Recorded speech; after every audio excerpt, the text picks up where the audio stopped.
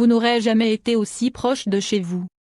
Fini les traversées de la ville à 2 heures du mat pour ne pas avoir à se trimballer son baise en ville toute la journée, ce mot est définitivement bien trouvé. Avec le BG du palier, ni métro, ni UB ne seront nécessaires pour vous ramener dans votre lit. Merci pour ce moment et au dodo. Plus de Valkofsham. Idem si vous restez dormir. Ce moment gênant quand vous arrivez au travail avec vos vêtements de la veille, y compris les sous-vêtements. Le mascara en mode smoky et vos cheveux gras. Réveil, un café, puis on rentre se doucher chez soi. Rapide, efficace. Il peut vous dépanner du sel. Ou des préservatifs, au choix. Si la relation est suffisamment open, on peut se rendre tout type de service en toute simplicité. Fixer des étagères, réparer la machine à laver, finir la bouteille de vin.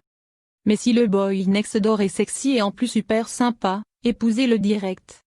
Vous pouvez remonter vite fait aux toilettes. Ah. Qui n'a jamais vécu cette situation épais gênante de l'épisode des toilettes? Vous avez mangé un kebab la veille après une nuit torride, vous ne tenez plus? Pas de souci. On s'éclipse discrètement en mode ah zut, j'ai oublié mon chargeur. Fini les bruits gênants pendant les ébats.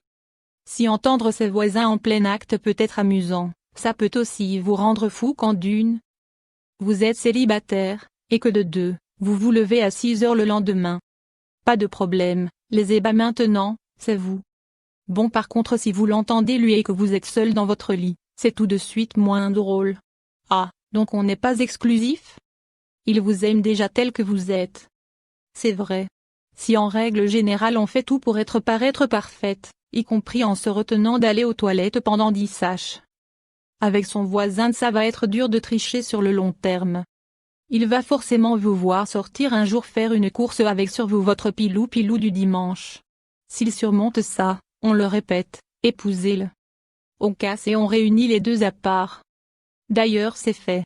Votre petite histoire coquine se transforme en véritable union. Pas de problème. On oublie le déménagement en mode farandole de carton. Si les deux apparts sont mitoyens, on casse et on transforme le tout en un T4 de ouf.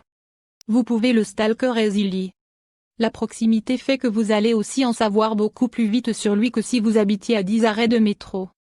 Ok, donc il aime Michel Sardou et Magic System, étrange tout de même. Il adore le curry vert et il a au moins 10 paires de chaussettes avec des canards dessus, bon à savoir pour Noël. Le moins bon côté des choses est que vous saurez aussi quand il est chez lui et sans vous. Rien ne vous engage. Non, ce n'est pas parce que vous vivez à quelques mètres l'un de l'autre que vous devez forcément passer votre vie ensemble. Vos petites escapades peuvent tout à fait découler sur une belle amitié dès lors que la relation est saine et claire dès le départ. Ne faites pas de votre passage dans l'escalier un enfer quotidien. Vous pouvez vous venger facilement en cas de rupture. Et puis si ça foire et qu'il vous a sacrément prise pour une C, vous avez moult possibilités de vous venger. Et c'est parti la playlist de Céline Dion à 3 heures du mat, les soirées à répétition où il n'est évidemment pas invité. Sans compter vos ébats dans le salon qui donnent direct sur sa chambre. Et bim.